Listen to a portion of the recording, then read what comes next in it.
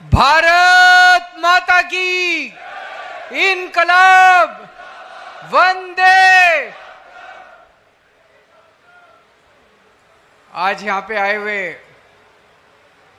सभी भाइयों बहनों माताओं बुजुर्गों, आप सब लोगों को लड़ाई लड़ रहे हैं, हम बड़े से बड़े वकील खड़े कर रहे हैं, सब कुछ कर रहे हैं।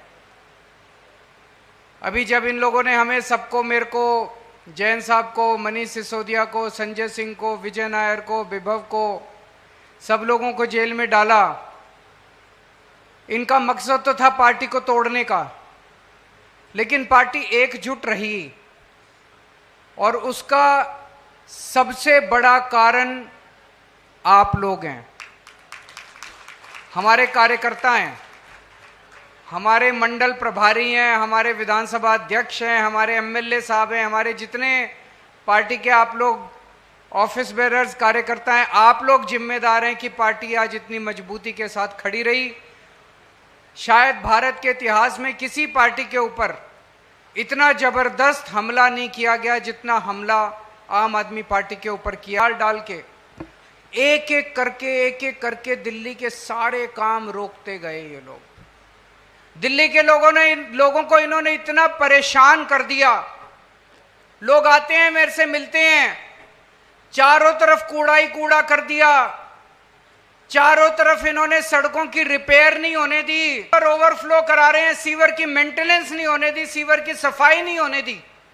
और तो और कई इलाकों के अंदर मेरे को एमएलए कईयों ने बताया, कार्यकर्ताओं ने बताया, इन्होंने सीवर के अंदर सीमेंट के कट्टे डाल डाल के सीवर ब्लॉक कर दिए। करे कि नहीं करे? ऐसे कौन करता है? अपने ही शहर को, अपने ही देश को बर्बाद कौन करता है? जो लोग गद्दार होते हैं, देश के साथ गद्दारी करते हैं, ऐसे तो दुश्मन करता है। ऐसे तो कोई दुश्मन देश का आदमी करता है। कोई अपने देश का आदमी ऐसे अपने देश के साथ कैसे कर सकता है? नहीं कर सकता। इतनी गंदी राजनीति, इसलिए इन लोगों ने हमको जेल में डाला।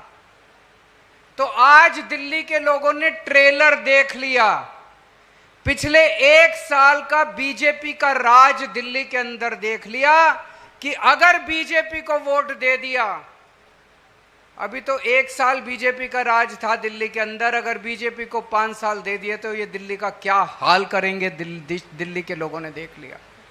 9 साल में हमने जितने काम किए, 1 साल के अंदर इन्होंने उन कामों का सत्यानाश कर दिया, तो 5 साल में ये क्या करेंगे? इनके पास मौका था। एलजी इनके हैं, एलजी को इस्तेमाल करके जैसे इन्होंने काम रोके, उसी एलजी को इस्तेमाल करके ये काम करवा देते। जितने काम हमने करे थे उससे डबल काम करा देते ये 1 साल के अंदर।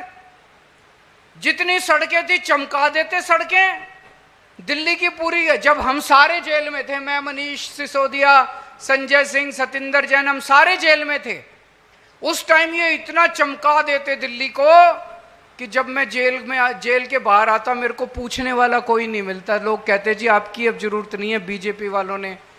लेकिन ना तो इनकी नीयत है और ना इनकी काबिलियत है। इनकी नीयत ही नहीं है अच्छे काम करने की। इन्होंने अच्छे काम करने की बजाय गलत काम किए, सारे काम इन्होंने रोक दिए। आने के बाद से मैं लगा हुआ हूं। मैंने कहा था अब मैं आ गया, अब चिंता मत करना, जितने काम इन्होंने रोके हैं सारे काम एक एक करके शुरू कराऊंगा। सड़कें रिपेयर होनी चालू हो गई कि नहीं हो गई? अभी पीडब्ल्यूडी की हो रही थी, अब नगर निगम की भी शुरू कराएंगे सड़कें रिपेयर होनी। अस्पतालों के अंदर, मोहल्ला क्लिनिक के अंदर इन्होंने जो दवाइयां टेस्ट बंद किए थे उसको भी अब चालू करा रहे हैं। ओल्ड एज पेंशन जो रुकी हुई थी, ओल्ड एज पेंशन को भी दोबारा चालू करा रहे हैं।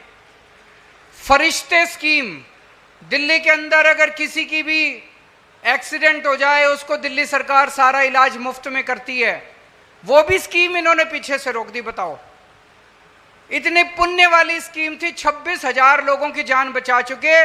दिल्ली की बाउंड्री में किसी का एक्सीडेंट हो जाए तो दिल्ली सरकार अपोलो में, मैक्स में, फोर्टिस में, एस्कॉर्ट में, जो बड़े बड़े अस्पताल हैं उनमें फ्री उसका पूरा इलाज कराती है। अच्छी बात है कि नहीं है? पुण्य की बात है, इसमें राजनीति नहीं होनी चाहिए। वो स्कीम भी इन्होंने रोक दी, लेकिन हमने वो चालू करा दी, दोबारा चालू हो गई। हमने स्कीम बनाई थी कि अगर आप सरकारी अस्पताल में जाते हो, आपका टाइम पे मान लो वहां पे सीटी स्कैन कराना है, मशीन खराब है सरकारी अस्पताल की, लंबी लाइन है, तो आप प्राइवेट अस्पताल में जाके अपने टेस्ट करा लो, दिल्ली सरकार उसका सारा खर्चा उस प्राइवेट अस्पताल को देती है, आपको पैसे देने की जरूरत नहीं है। हमने स्कीम बनाई थी कि अगर आपको ऑपरेशन कराना है, सरकारी अस्पताल में गए, डॉक्टर के पास टाइम नहीं है, डॉक्टर 2 महीने बाद की डेट देता है, आपको वेट करने की जरूरत नहीं है, 2 महीने में तो मरीज ही मर जाएगा। हमने स्कीम बनाई थी, आप प्राइवेट में जाके अपना ऑपरेशन करा लो, सारा खर्चा दिल्ली सरकार देगी। ये सारी स्कीमें इन्होंने मेरे पीछे से रोक दी। आने के बाद सारी स्कीमें चालू करा दी, अब ना करा लेना, कोई दिक्कत नहीं है आपको। एससी समाज के लिए, दलित समाज के लिए, एसटी समाज के लिए, ओबीसी के लिए, गरीबों के लिए, ईडब्ल्यूएस के लिए हमने स्कीम बनाई थी कि उनके बच्चे जो इंटेलिजेंट बच्चे होते हैं, कंपटीशन के पेपर देते हैं, कंपटीशन के लिए कई बार कोचिंग करनी पड़ती है, बिना कोचिंग के लिए बच्चा तैयार नहीं होता। हमने स्कीम बनाई थी भाई कोचिंग वाले के पैसे, उसकी फीस हम देंगे। आजकल कोचिंग बड़ी महंगी हो गई, इंजीनियरिंग की कोचिंग करो 2-2.5-3 लाख रुपए ले लेते हैं वो कोचिंग वाले, तो एक गरीब आदमी कहां से 2.5-3 लाख रुपए देगा अपने बच्चे के लिए। तो हमने स्कीम बनाई थी उसकी कोचिंग का सारा खर्चा हम देंगे, वो भी इन्होंने बंद कर दी। अभी पिछले हफ्ते हमने वो सारी स्कीम दिल्ली सरकार ने, आतिशी जी ने दोबारा चालू करा दिया हम लोगों ने। और भी जितने काम है सारे काम हम दोबारा चालू करा रहे हैं। 5 साल में हमने जितने काम किए थे, इनका मकसद है वो सारे काम खत्म करने का। क्यों? क्योंकि इनकी 22 राज्यों में सरकारें हैं, वहां आवाज उठने लग गई है। जैसे गुजरात का चुनाव में लड़ने गया पिछली बार, वहां जनता इनसे, बीजेपी वाले से पूछ रही थी, भाई केजरीवाल ने दिल्ली में, पंजाब में बिजली मुफ्त कर दी, गुजरात में क्यों नहीं करते? मध्य प्रदेश वाले पूछ रहे हैं कि हमारे यहां बिजली मुफ्त क्यों नहीं करते? वहां पे राजस्थान वाले पूछ रहे हैं, उत्तर प्रदेश वाले पूछ रहे हैं, उत्तराखंड वाले पूछ रहे हैं कि हमारी बिजली मुफ्त क्यों नहीं करते? हमारे महिलाओं की बस यात्रा मुफ्त क्यों नहीं करते? हमारा पानी मुफ्त क्यों नहीं करते? हमारे को इतनी शानदार सड़कें क्यों नहीं? हर जगह इनकी आवाज उठने लगी और इनके पास कोई जवाब नहीं है। तो इन्होंने एक ही तरीका निकाला है, पहले हमको गिरफ्तार करके दिल्ली के काम रोके, जब वो नहीं रुके तो अब इन्होंने प्लान करा है किसी भी तरह से दिल्ली की सत्ता पे काबिज हो जाओ और दिल्ली के काम, दिल्ली की सत्ता पे ये काम कराने नहीं आना चाहते, दिल्ली की सत्ता पे आना चाहते हैं, दिल्ली के काम रोको ताकि गुजरात वाले आवाज ना उठाएं, उत्तर प्रदेश वाले। अगर ये दिल्ली की सत्ता पे आ गए तो दिल्ली के जितने काम हम सब लोगों ने मिलकर 10 साल में मेहनत करी है, ईमानदारी के साथ काम करे हैं, सारे बंद कर देंगे ये लोग। 70 साल से इन पार्टियों ने कुछ नहीं किया, 75 साल इन पार्टियों ने कुछ नहीं किया, बस लूटा इन पार्टियों ने मिलकर।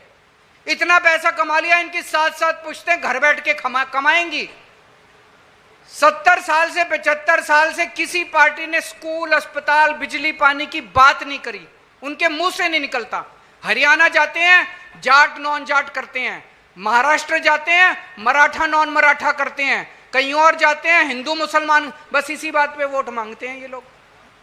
कभी काम के नाम पे वोट नहीं मांगे, पहली बार एक पार्टी आई है जो काम के नाम पे वोट मांग रही है। आप लोगों की पार्टी ने, आपकी पार्टी ने पहली बार एक ऐसा गवर्नेंस का मॉडल दिया है। 10 साल के अंदर जो काम हमने करके दिखाए आज तक इस देश के अंदर कभी नहीं हुए। शिक्षा का, स्वास्थ्य का, बिजली का, पानी का, बस सफर का, तीर्थ यात्रा का, ओल्ड एज पेंशन का, सड़कों का, जितने काम हमने करके दिखाए आज तक कभी किसी पार्टी ने नहीं किए।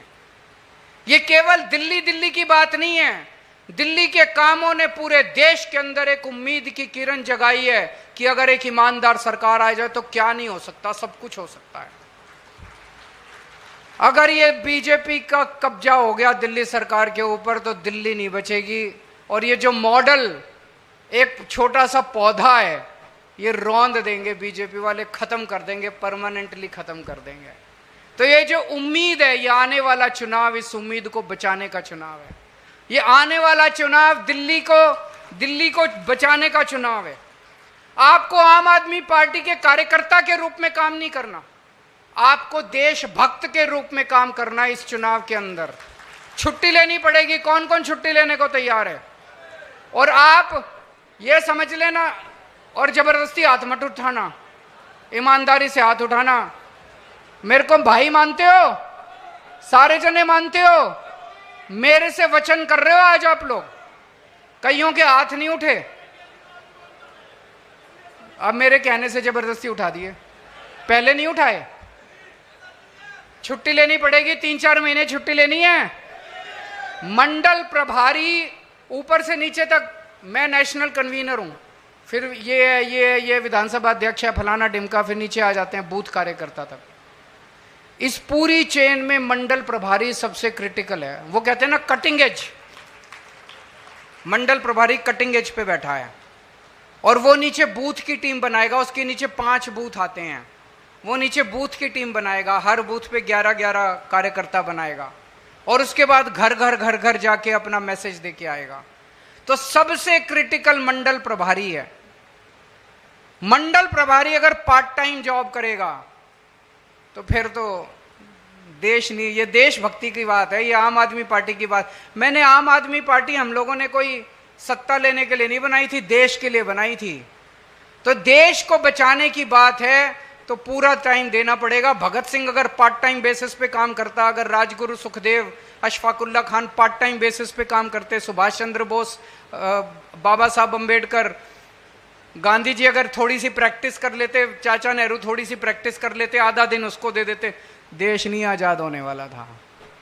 यह आजादी की दूसरी लड़ाई है, और इस आजादी की दूसरी लड़ाई में मेरे को बड़ा गर्व है कि हमारे लोग जेल जाके और जेल से बाहर आके आए हैं।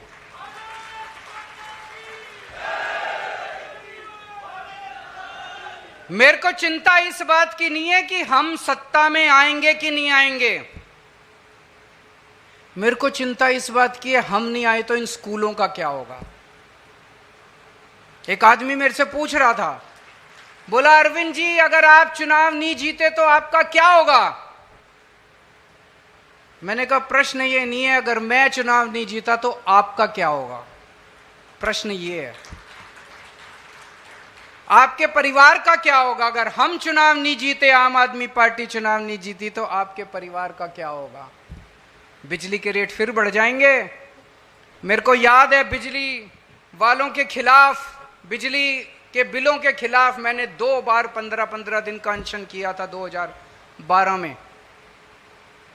फिर से हमको अनशन करने पड़ेंगे अगर आम आदमी पार्टी सत्ता में नहीं आए। बिजली के बिल फिर बढ़ जाएंगे, आपकी सड़कें फिर टूट जाएगी, आपका पानी फिर खराब हो जाएगा, आपके पानी के बिल फिर खूब आने लगेंगे। दिल्ली में 8-8 घंटे के पावर कट लगते थे पहले।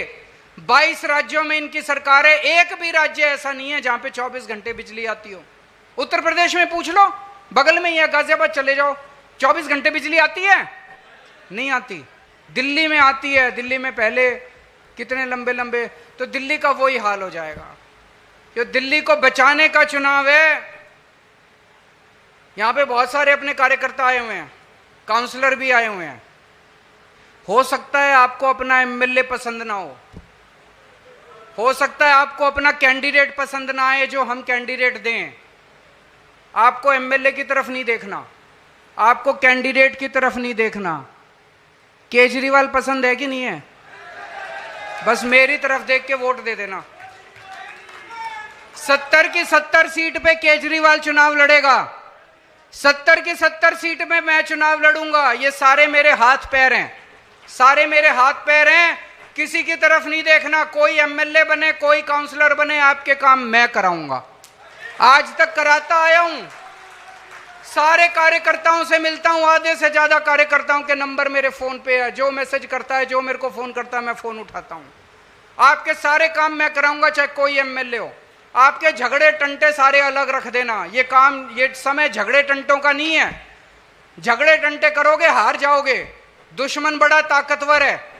हमें इकट्ठा एक मुट्ठी की तरह रहना है, और मुट्ठी की तरह रहेंगे तो बड़ी से बड़ी ताकत भी हम लोगों को नहीं हरा सकती।